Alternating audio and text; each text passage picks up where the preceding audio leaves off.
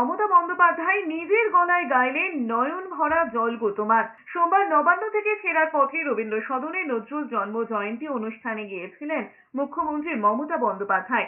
মঞ্চে উঠতেই তথ্য ও সংস্কৃতি প্রতিমন্ত্রী ইন্দ্রনীল সেন মুখ্যমন্ত্রীকে গান গাওয়ার অনুরোধ করেন, কিন্তু মুখ্যমন্ত্রী জানান তিনি প্র্যাকটিস করেন না।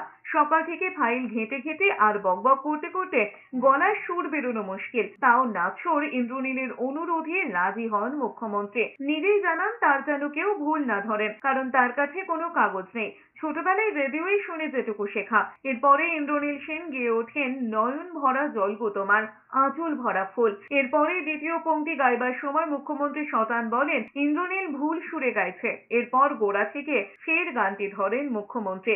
তবে মুখ্যমন্ত্রীর সঙ্গীত প্রেম নতুন নয়, সুযোগ পেলেই গান গেয়ে থাকেন তিনি। ব্যস্ততার মাঝেও সুযোগ পেলে হারমোনিয়াম বাজান।